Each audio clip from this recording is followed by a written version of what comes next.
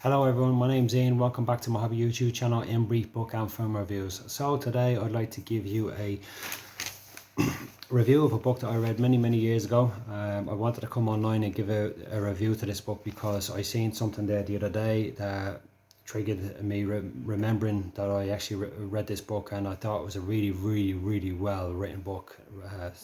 On the front of it says sensational by someone, I think an independent newspaper or something, and I really did think it was that good, you know, in terms of the writers, David Liston and Hugh Jordan, putting it down.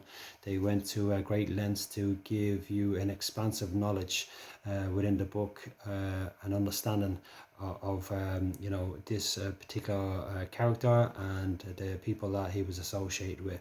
So the book is called The Rise and Fall of Johnny Adair and C Company.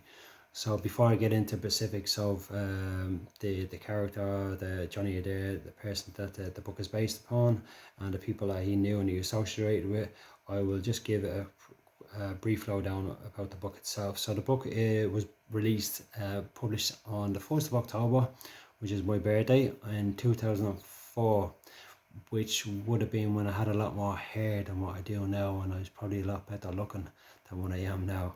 But yeah, so it's 352 pages long. The language is obviously in English, and I'm not too sure if you can get it in different languages.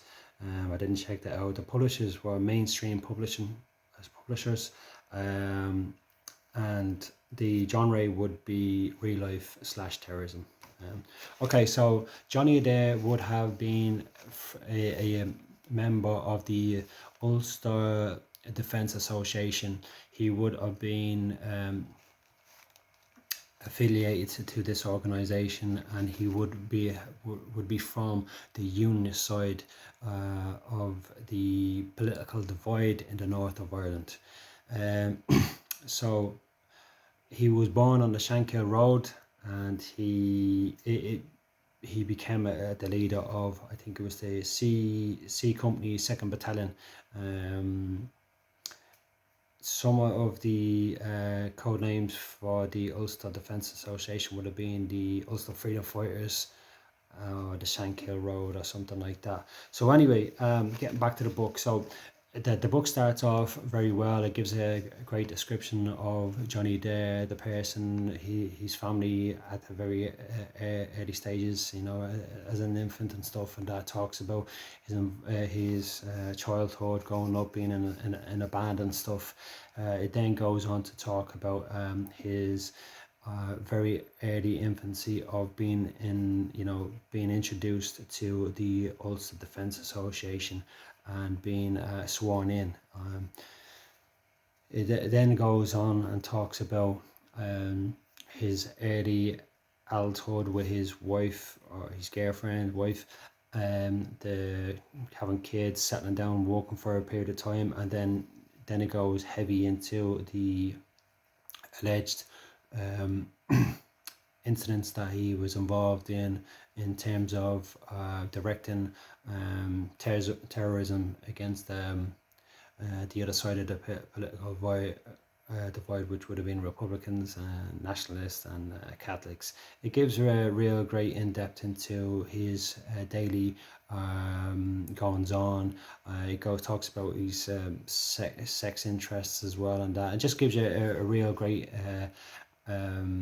understanding of the man himself. And you know, I've said about certain authors before in my reviews where I wouldn't believe them, you know, completely in that, because the person that they were talking about was not convicted for certain crimes, and was never even in the newspapers, the tabloids. Was never mentioned about it, so it would be very hard to believe. But there's definitely truth and element in the stories. Well, I definitely would say that reading within the book and the stories in regards to Johnny Adair and some of the people that he was associated with it and hung around and was part of his organisation, you definitely feel that there was definitely an element of truth. And I think the guys that wrote this book were from England, and that, so they would definitely wouldn't have a biased opinion about writing about this particular character. So yeah, it's a really, I would say it's a really sensational read, because it just gives you an absolute understanding of the type of character he was, and it just a great lowdown upon everything that was going on from like his childhood right up until the present day and stuff. How he was you know, in fighting with the other Ulster Unionist paramilitary organizations. And all in all, I thought it was a really good read. I would recommend it to anyone. I really would. I'm actually a Republican, and that, and I live in the south of Ireland. But the reason why I read these books where other people wouldn't give them the time of day is because I like to have an understanding of certain people and why they choose the path they go down on, because like with violence and stuff, there isn't really no need for it in society, and with sectarianism and bigotry and all that, I like to understand why people and it usually gets down to the you know, it usually comes down to one thing, and that's you know, your social situation that, you know. And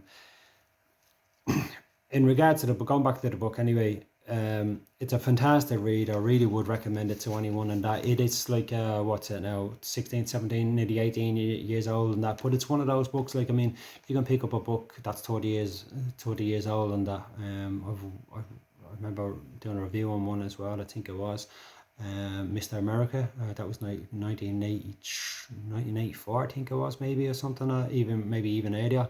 And what a book, what a fantastic book. And that, so I'm never shy to go back and read these books that were written many years ago, and that, you know, I say we can't read them all, like, you know. But I just wanted to come online and give a review to this book, and that I thought it was a really good read, and that, and I understand that a lot of the people that Johnny Adair was hanging around with at the time and that have now been deceased. I understand that there was a couple of people imprisoned for his attempted assassination since then. But I understand also is that he's kind of, I don't know if he's a changed character, but he has kind of like a changed mentality, and I think that comes with wisdom as you get older, you know.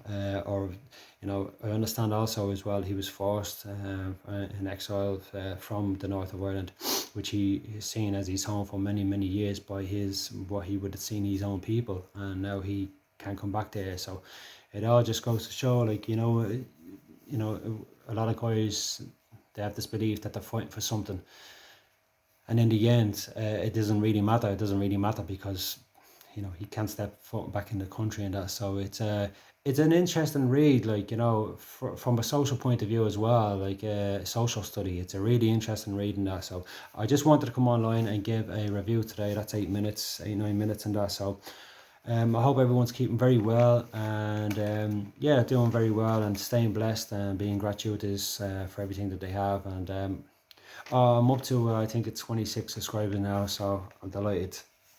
And if you want to, if this is your first time on my channel, if you want to see some more reviews of mine and that, hit the subscribe button and hit the like button if you want. If you don't worry about it, it's grand, you know. Right, that's it. Thanks very much. Appreciate it. All the best.